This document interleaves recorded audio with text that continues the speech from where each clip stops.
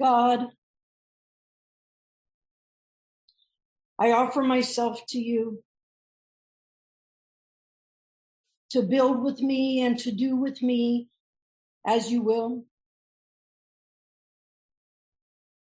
Relieve me of the bondage of self that I may better do your will. Take away my difficulties, that victory over them may bear witness to those I will help of your power, your love, and your way of life. May I do your will always. Hi, my name is Brenda, and I'm a recovering alcoholic. It's good to see you all. Right now, I just see me. Sometimes I just have to keep my own picture up to make sure I'm paying attention.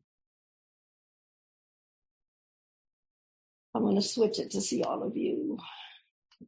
Thank you for the invitation to be here. Hardly get invited to the same place twice. I'm kidding. When Tamara first asked me, look, I'm just going to say this. She got like some serious stalking skills. That's one of those, God will use your defects and make him into, yeah. So she calls me, I don't know, January, February, sometime last year. I don't know. She calls me and she's like, can you speak? And I'm like, no, I can't speak. No. You know what? I can't even speak till next October. I just told her that. I mean, it was true, but I just kind of told her that too. And she was like, okay, well, I have my pen out. When in October? So she's been waiting a minute for this. I thank those of you who showed up, because if you got to go to a meeting on a Saturday afternoon, you probably have alcoholism. So I'm glad you're here. To those of you paying attention, thank you. To those of you playing words with friends, I'm glad you're here. To those of you who have already decided you don't like me, I understand completely.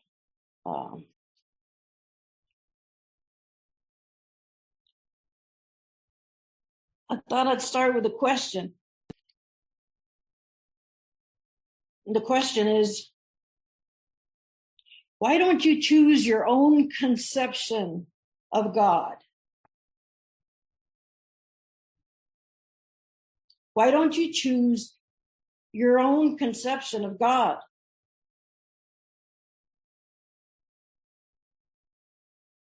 When they asked Bill that question, this is what he said.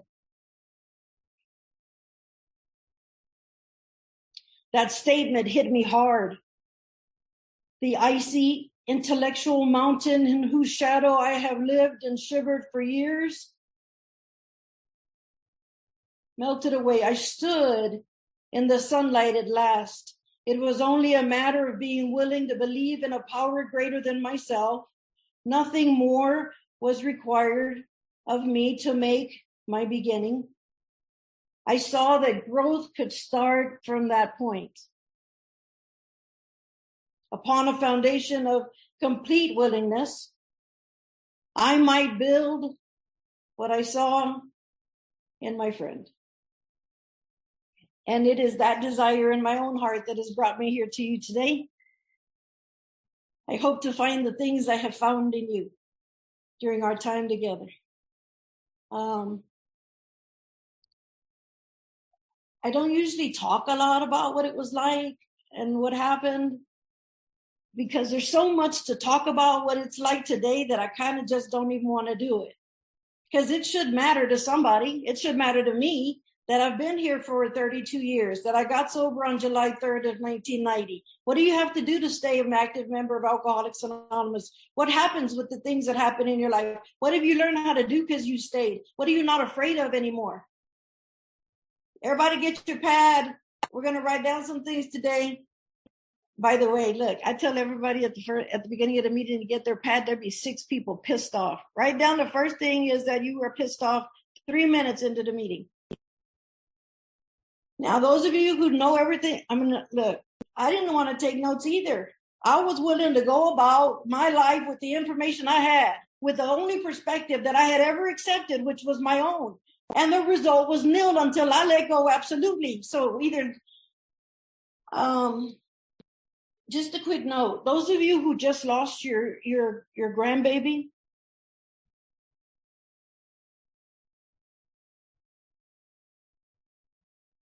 or your mom, or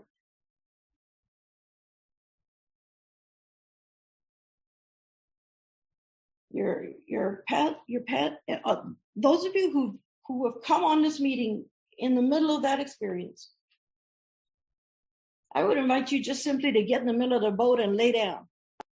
Just lay down. You don't have to remember none of this. You don't have to do none of this. Just lay down. Let the rest of us row.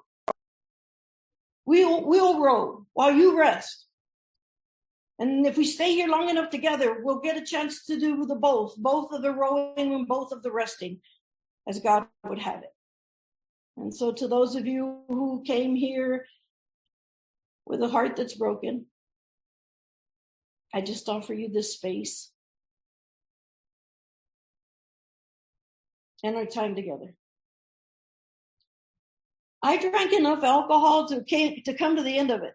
I drank enough alcohol to have lost who I was or where I was going. I drank enough alcohol to make me not be able to differentiate the true from the false. I drank enough alcohol to have to come to a meeting. That's how much I drank. That's what my alcoholism was like. Every time the bartender would push a drink across the bar, I would make a decision that is exactly how much my life is worth. I drank because I had to. I drank because it helped me. I drank because I would not have survived long enough to make it to my 24th birthday and to find you. There's a lot of people that don't know the day they were going to die, but I know. It was going to be July 2nd of 1990, and I know that because I found you on the 3rd. My drunken log is just like yours. It took me places I didn't want to go, with people I didn't know, and made me stay longer than I wanted to. It lied to me about who you were, who God was, who I was, what I could do, where I could go. We suffered from the same kind of alcoholism. Mine burned my life to the ground from the inside out. That's alcoholism. That's the disease I had July 3rd of 1990 and the one I woke up with this morning.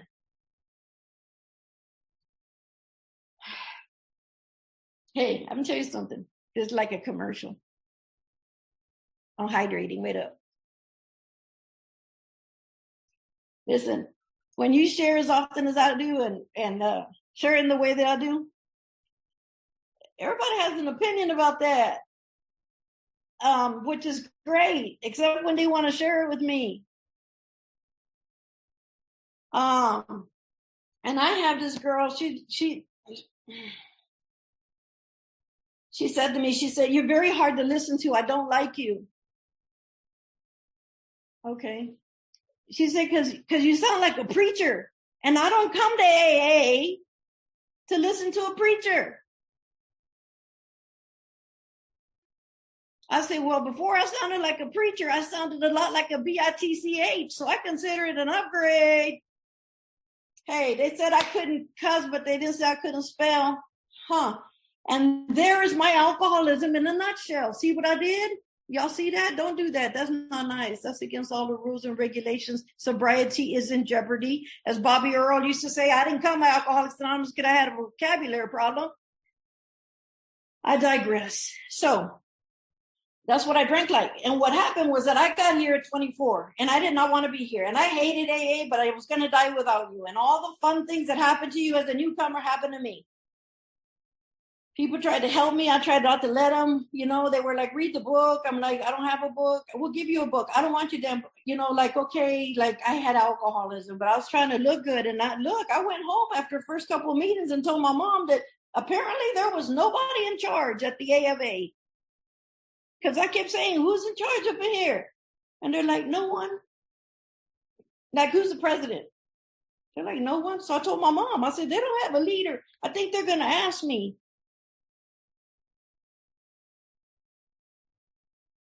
And my mom knew me well enough. She says, okay, we'll go back. They might. You know how your mom is the one that knows that you're not leadership material, but she's not, she can't really tell you. It's something in the handbook is like, they're not leadership material, don't tell them out loud. And so I started coming to meetings and all that. But I don't want to waste my opportunity with you, because no matter how long we stay sober, how many Zoom things we do, how many meetings, we are not going to ever come to this place where we are right now ever again, no matter how long we stay here. There's 73 of us here together, and we are not coming this way again. And I am not wasting the opportunity. I live in a new apartment building. The people are probably going, where the hell is that noise coming from? They're about to know way more about me than they plan to. Hello, everyone. Because this is a great opportunity to talk about the steps, to talk about Alcoholics Anonymous, to talk about recovery, to talk about relationships, to talk about God and pain and grief and hope and love and laughter. And I know y'all someday, look, I didn't come here to hear nothing about that. I came to hear about the A of A. All right, well, somebody else will be on another meeting in an hour. Come back. Okay, that'd be good for you. Even though we have all arrived at our time together because of a different question, the important thing to me is that we have all arrived at this point. Some of us arrived today questioning our sanity. Some of us arrived questioning God. Some of us arrived questioning the necessity of it all. Some of us arrived with the question of whether or not joy would ever accompany us again. And regardless of the question, I'm so happy that we have made it to this spot together. I have worked the steps since I got to AA. I worked them 1 through 12, 1 through 12, 1 through 12, 1 through 12 of my alcoholism over and over and over and over and over again. For the first 12 years of my sobriety, I would be working with my sponsor and I'd look up and go, hey, I was wondering. And she's like, nope. And I'm like, okay, well. And then I just keep in the book, keep in the writing, keep in the work, keep in treating my alcoholism. And I would call her and I would say, well, you know, so-and-so. And then she said this, and then we did that, and then that. And then when I would finally breathe, she'd think it was her turn to talk.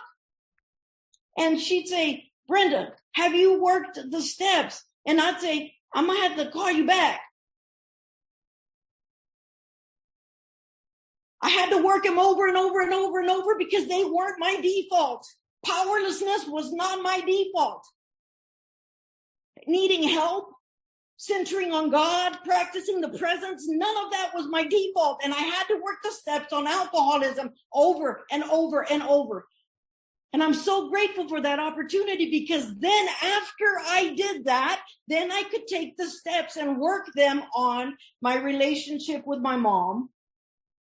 I could take all 12 of those steps and work them on my relationship with money.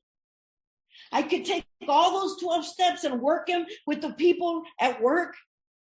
But I had to over and over and over and over work them on my alcohol problem.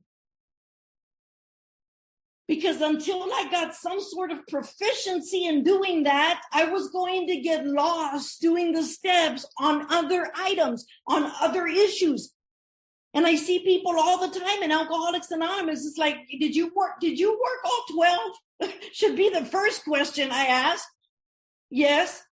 And then I'd say, okay, what was the last amend you had to make? And they're like, oh, well, I didn't finish the 9-step part. I'm like, then the answer is no. When somebody asks you, did you finish the steps? The answer is no. If there's anybody left on that 9-step list from the very first time 32 years ago, the answer is no, I have not finished. Everybody I know that has relapsed, when they came back and I asked them, they had not finished the steps. Years sober. But in my experience, if I start working the steps on my relationships or on this or the other, but without having practiced, I have to practice. It's not like look, I've heard about this. Apparently there's a race and people jump hurdles. I don't know what's the matter with them, but apparently you go as fast as you can and hope to God you make it over some little stick. So anyway, They have to practice, apparently. Because if not, they will do this spiritual thing that they call wipeout. I go to meetings all the time, see people, and I'm like, dude, what happened to you? And it's like, I tried to jump a hurdle. Had you been practicing? Nope. So when I try and work the steps on, say, this is just an example. Say I try to work all 12 steps on my boss, but I haven't really worked them enough to know how to do them.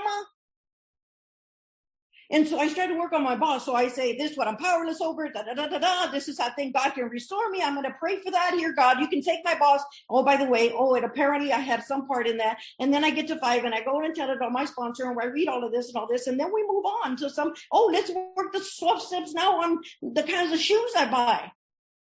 If you leave off at 5, if I leave off at 5, I will drink at 6. Go to the conventions when we start having them in person again. Do the sobriety countdown. Everybody's in a circle. 5. Everybody, yay, I got 5. Yay, 6. 6. 6. 7. 8. 9. 10. Then we see hands again. What happened? It's like buying groceries. It's 1 through 5. It's like buying groceries, just big old bushels of food and nourishment and vegetables that accidentally got in there. And you got this big old bushel of food, 1 through 5. And I bring it into my sobriety house and I set it on the counter and I walk away from it.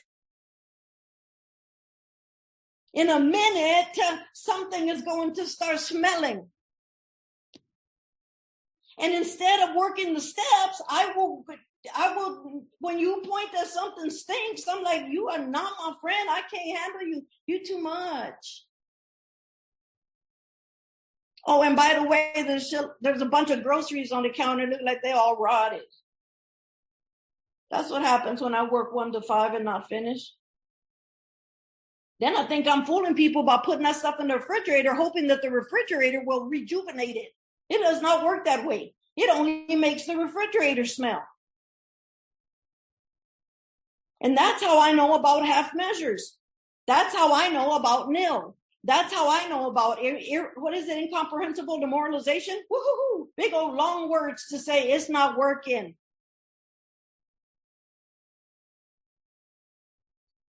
I didn't, and so that I drank a lot and then I stopped and now I'm here. Okay, so let's talk about now.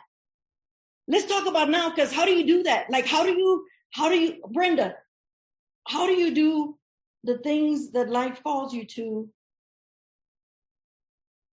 when you didn't have the power to do the life you had? See, look, that's a real big misconception on my part in early sobriety. I heard that you guys did not want me to drink, but you wanted me to drink and still figure out how to do my life. And I knew that was impossible. What I did not understand, I missed this part. You wanted me to not drink, and I was going to get a new life in the process. I was going to get a new life in the process. I wasn't going to have to try and figure out how to live that old one that wasn't working for anybody.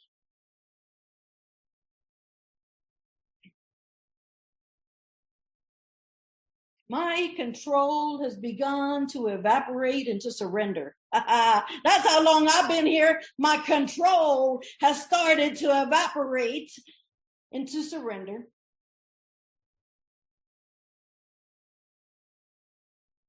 I listen to people all the time and they're like, I've been here for 11 years and I know less now than I did before. And I'm like, you should have been paying attention.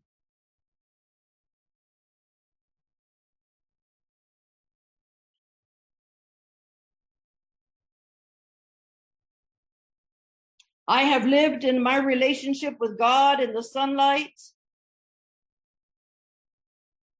And I have lived in the dark corners of my past.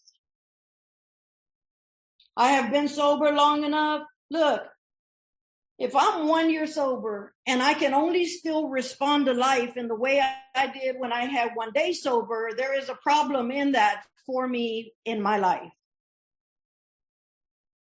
If the relationship skills I got here with were to be able to slam the door, call you a bad name, and withdraw my affection, if I 5 years, that is still how I am acting in my relationships, there's a problem with that for me in my life. If I am 15 years sober and I'm still sitting around the group conscience judging how, oh, she don't even have a spot, if that's the stuff I'm doing, there is something wrong. If I have 20 years sober and I'm gossiping about people in Alcoholics Anonymous, but I ended like with that church thing. Oh, well, God bless them. Shut up. It is still gossiping. You can't just say, the reason I told y'all that her husband's sleeping with the newcomer and she's sleeping with that, and that person stole the money from the basket. But let us just all pray for them.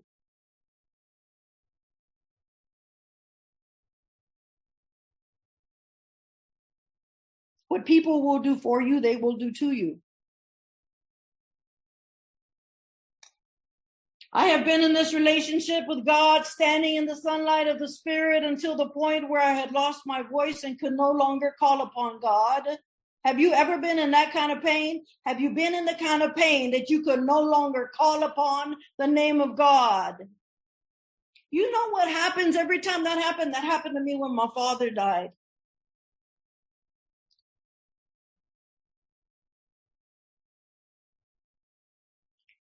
He died on Christmas Eve. And I was kneeling by his bed and I had my hand on his chest and I had my other hand over his eyes because he didn't want to close his eyes because he was afraid to die, but he was suffering.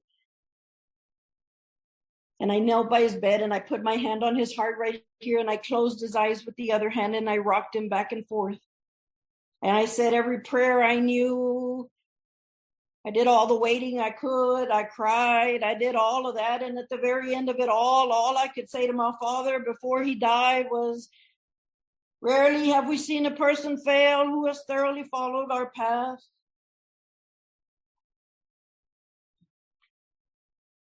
And my father died before I got to the end of how it works.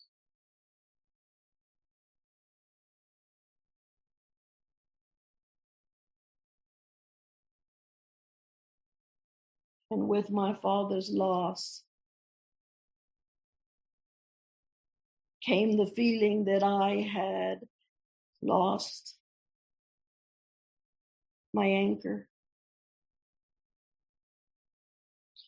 But I have worked the steps in Alcoholics Anonymous, sought help outside the fellowship, surrendered to the best of my ability, took inventory, mine and yours, did the best I could. I failed, I prayed, I cried, I ate, I waited, I did all that. And I now stand in the sunlight of the Spirit over my father's death. People ask me all the time, Brenda, can you ever finish grief?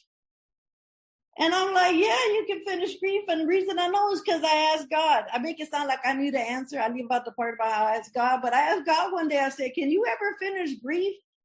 Don't ask God a question like that when you're driving. You're liable to have an automobile accident. I pulled over because he answered me. I pulled over because he answered me, ran away in a full sentence. When I said, God, is it possible to finish grief? And God said to me, Brenda, you know you're finished with grief when you feel more joy that they were here than you feel sadness that they have gone. My mom died 4 years after my dad. My birthday, my belly button birthday is on December the 13th.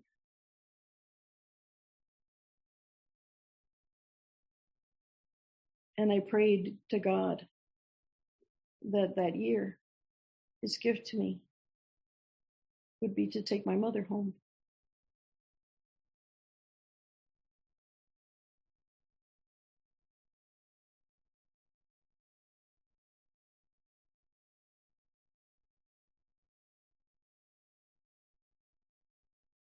I stand in the sunlight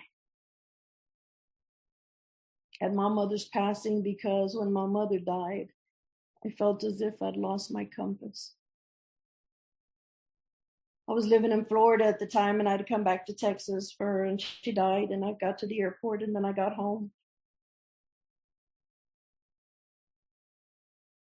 And about 4 months after she died, I felt like I was drowning at the bottom of the swimming pool. And I went and got the help that I needed to break the surface of my own life again.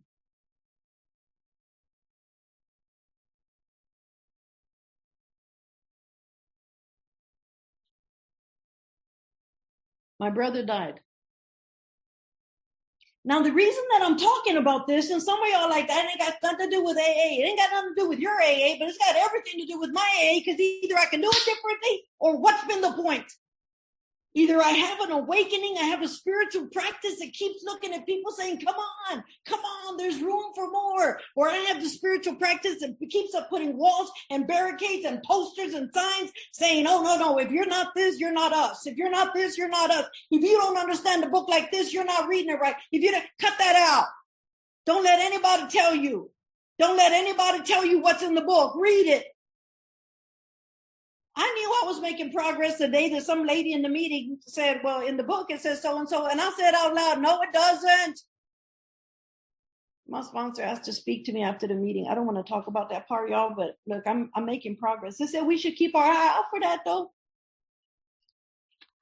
So I'm talking about the things I couldn't do when I was drunk. I graduated from college. My brother died. I only have 2 brothers. God took the good one, left the other one. I have 6 sisters. I have 27 nephews and nieces. I didn't know how to show up for any of that. That's what I'm talking about today, because the book somewhere, this is when I start making crap up and they're like, it's not in the book. So it's about trying to find a power that can help solve our problems, right? And I don't have that power. I didn't have enough power to get up and go on Monday to the job that I said I'd be there on Friday for. Remember that? No, I didn't have enough power to do that. I didn't have enough power to forgive. I didn't have enough power to walk away. I didn't have enough power to shut up. I didn't have enough power to be patient. I just did not have enough power to get me from where I was to my next sober station. I could not get there on my own. And so what I'm talking about is I've been here for 32 years and I have found the power to do things that before now would have been impossible.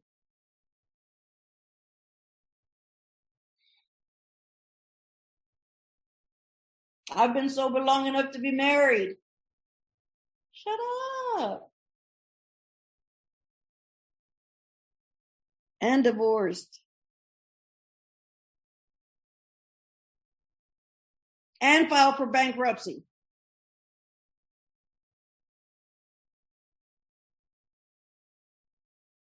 And lose my best friend to alcoholism. Now, somebody explained that to me. Somebody explained to me how I travel all of God's kingdom, telling people how I've been sober and how grateful I am and how awake I feel and sharing all of that. And I could not help my best friend. And she died of alcoholism.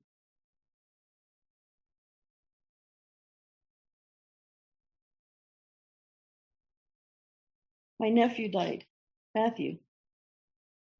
He was about to turn 21. And this was just a few years ago. I'd been up at the hospital with my sister. He'd been sick his whole little life. But he'd always go to the hospital and then they'd get him all ready and we'd take him home again. I just left the hospital and I'd gone home and my phone rang. And it was my sister and she said, can you come back up to the hospital? So I went back up to the hospital and she said that the nurse told me that they were getting ready to unplug him from his machines. And I opened the door to that room and I saw my sister in bed with Matthew. And she was rubbing his little face. And she was saying, you can go, Matt. It's okay if you want to go now. Mommy's going to be all right.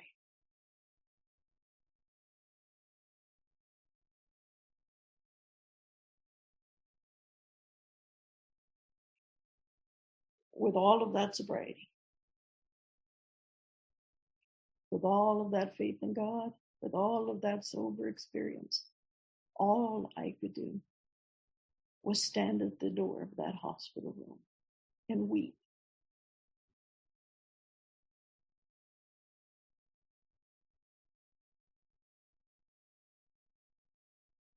And in my mind, I kept saying, God, I'm not sober enough. I'm not sober enough. I'm not sober enough. Help me. I'm not sober enough.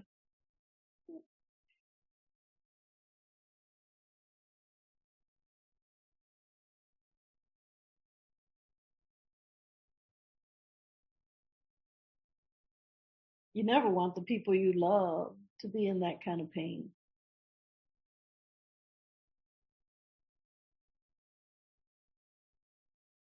He died.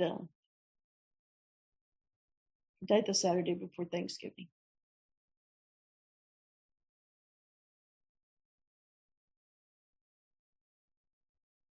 And now, every year for Thanksgiving, we set out all the food and all the flowers.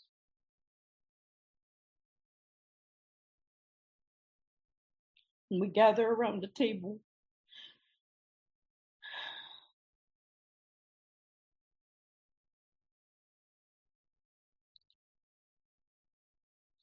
And we cry as we pray. We cry as we pray.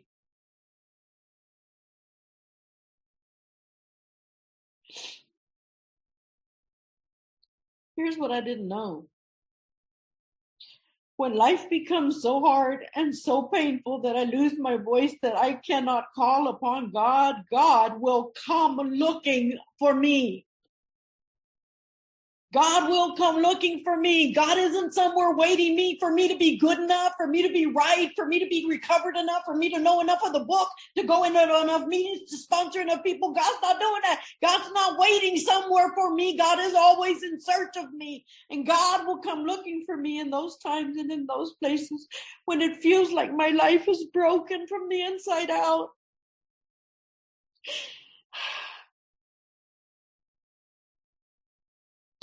And I always say to him, how did you find me?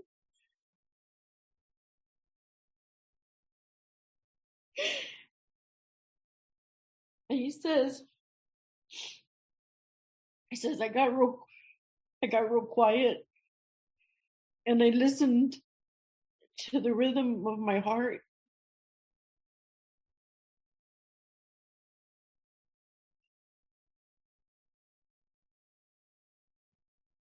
And when I heard 2 heartbeats, I knew I'd found you, because they run at the same rhythm.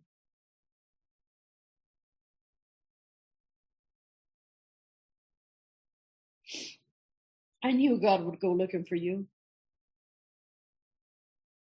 I just didn't think God would come looking for me.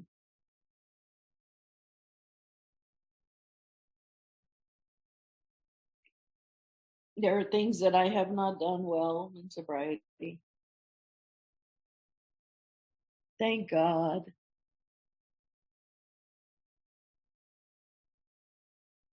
I have not done it all right. I have not done it all with grace, but I have done it with my full heart, with my full and grateful heart. I tell people all the time, I have no idea how I'm going to die. You're like, don't you have other topics? Like, can't you just talk about like a shirt or shoes or something? The small talk skills. Why you got to say to people, I know how I'm going to die? Anyways, but this is rather nice, don't you? Like, I thought I would go with black today. I thought it would go with myself. So, y'all are distracting me. So, I know there was a time when my sponsor said to me, what is the trouble you feel right now? And I said to her, I said, Patty, I feel like I'm just disconnected from God. And she started laughing loud in front of me where I could see her and hear her. She just started laughing really loud. Now, I was used to her laughing at my ideas, but not so much at my pain. But she's laughing. And I'm like, what are you laughing about, Patty? And she said, I'm laughing because Brenda, listen to me. I've been your sponsor for many a year. You are at the end of every one of God's breaths. And God is at the end of every one of yours.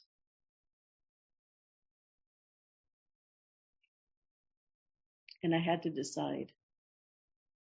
Right then, I had to decide whether or not I was going to believe her. So I did. It changed my life. Everything belongs to God. Did y'all know that? Write that down, somebody who didn't know that. Everything belongs to God, and then I belong to God, so everything belongs to me. Oh, what a plan. Everything. The airplanes, they belong to God. And I belong to God, so all the airplanes are mine, except broken ones. Those belong to Boeing, and they're going to have to work that out. All of the houses, all of the travel, all of the money belong to me. Apparently, I don't get to keep any of it. And apparently some of y'all are holding it for me. There is a line in the 12 and 12 that talks about the fact that money will eventually go from being your master to being your servant. It will become a way of exchanging love and service with others. I don't know who needed to hear that, but there it was. There's times that I need not be concerned with what my mind says to me, but whether or not I am in agreement with what my mind says to me. There's my problem. My ego lives in my mind, and it will convince me that I'm going to die because that pain under my knee is cancer and it's gone. It's forever. At the very least, you're going to be in a wheelchair. And I haven't even got up out of bed yet.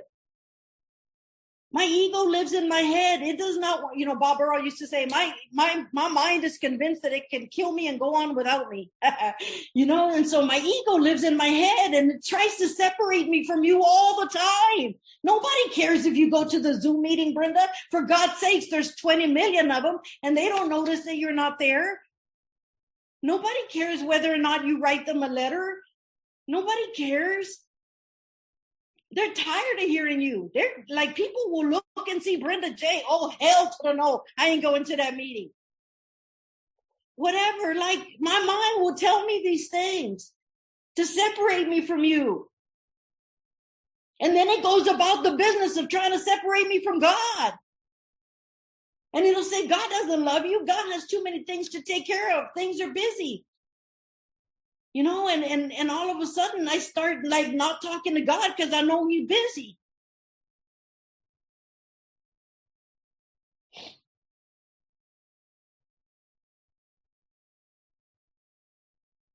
The things that I have failed at badly have always been things that started in my own mind.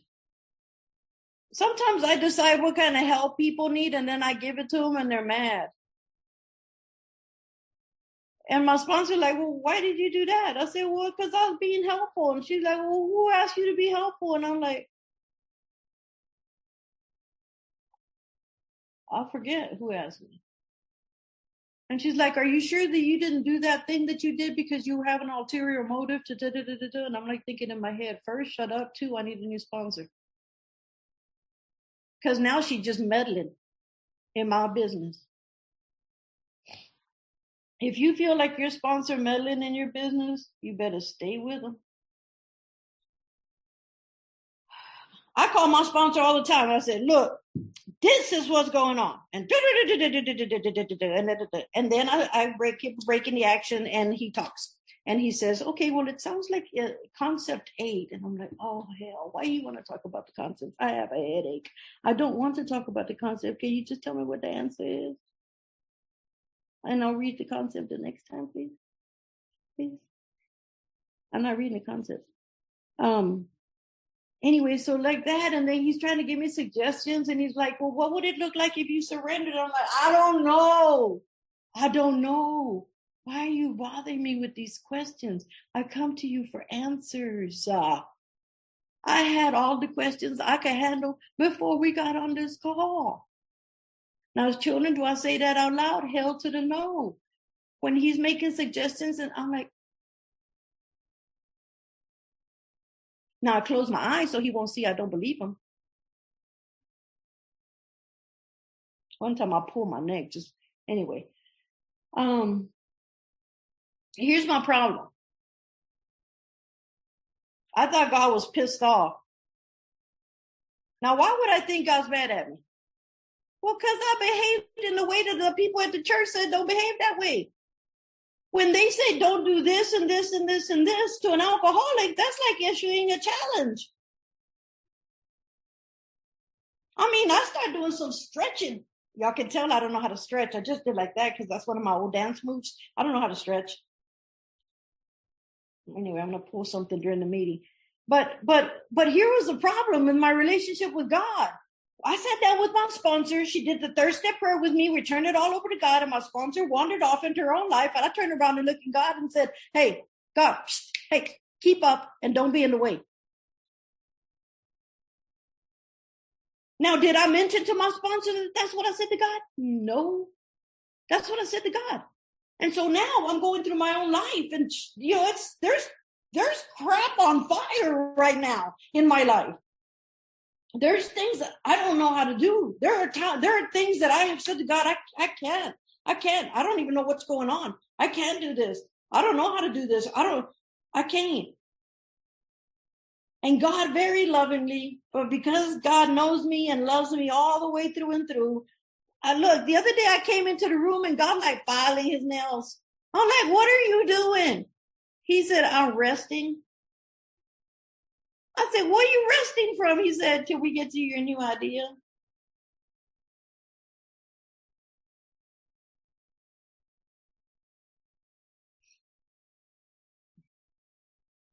I said, God, I need help. I need help. I need your help. And God said, okay, keep up and don't get in the way.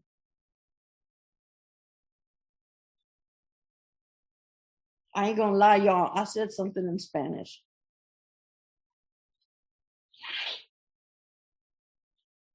Look, now I'm just talking to the folks that have been here 20 years, 25 years, 30 years, those of us. I'm sponsoring folks that have that many years and more years than I do. These chapters here at the end, before we go back to the book and read it again at the beginning, they come with their own challenges. They come with their own need for stamina and joy and hope and love and light. And I want to tell you, I've been sitting in the middle of my own life. I don't know, like last year or this year, I don't know, somewhere my divorce became final, and I'm going to a therapist and I'm talking about crap. I lost my wife and my dog all in one swift move, and I was missing the dog. And I went to the therapist and I'm talking that over with her and all this. And then listen to me, all my little inner children. Look, stop it. I saw 3 people roll their eyes when I say inner children. Just pray for me. Just pray during this section, okay? So all my inner kids took over, hijacked the session. All of a sudden, my little inner children start talking about all the crap that happened to them. And they want to talk about it. And they want everybody to know. And the therapist sat there. If she could have let her chin fall to the floor, she would have. She determined it was unprofessional to do so. But other than that, and so now I told her all this crap, and she's like, okay. So did not see that coming. She says, oh, I'm like, shut up. She says, I'm going to give you some tests. Let's see where we are. So she ran some tests, and she said, okay, here's the danger line. You're about 22 points past the danger line.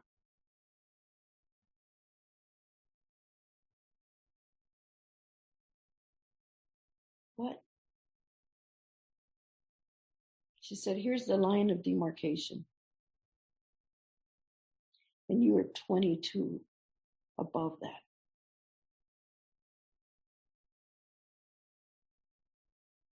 And that other test I gave you,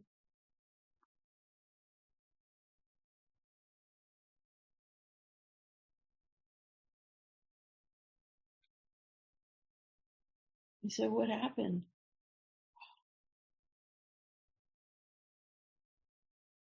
What's wrong with me?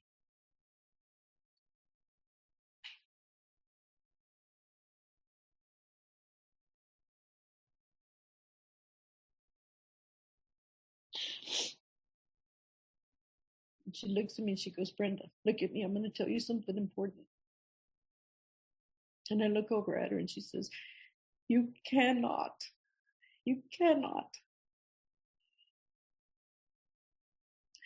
do this next part alone. I cannot overstate to you how important that is. You can't do it by yourself.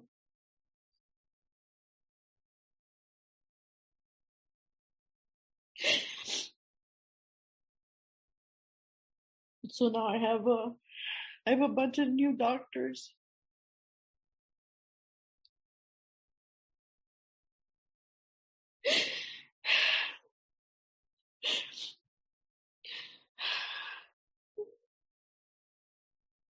And I'm sitting in a pain I don't even recognize.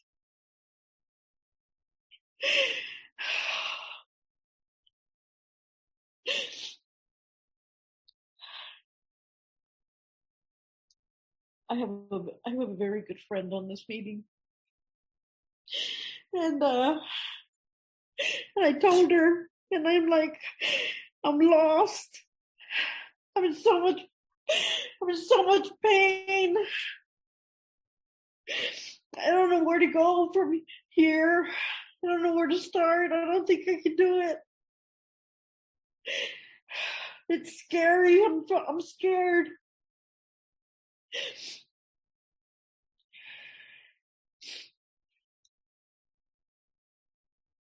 And she says, okay, because I bought a ticket and I'll be there on Friday or Thursday or when. And I'm like, didn't you just hear what I said? She's like, yeah, I'm coming anyway.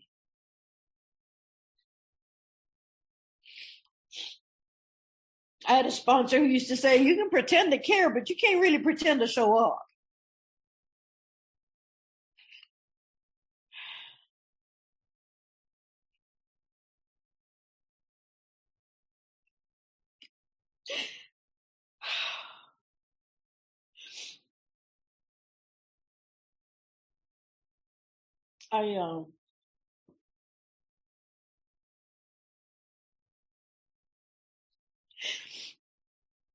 She reminded me that I was the one that taught her to say,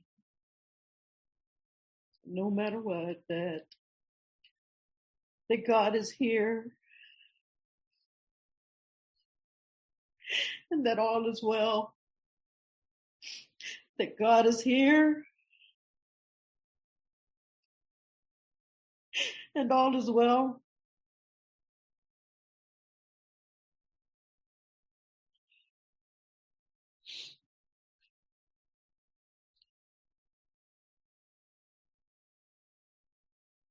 I didn't come all this way, take all those inventories, straighten up all those chairs, clean up all those ashtrays, listen to all those inventories, write all those steps myself. I did not come all this way to be afraid. I'm not doing it. I will. Again.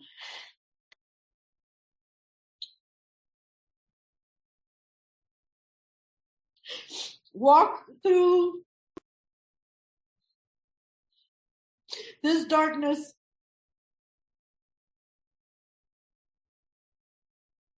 The kind of dark that makes you have to close your eyes.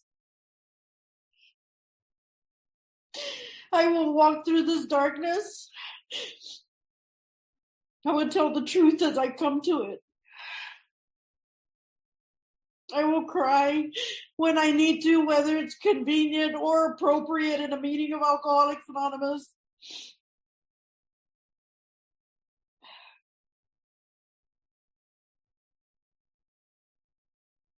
And I will, mark my words, I will stand in the sunlight again.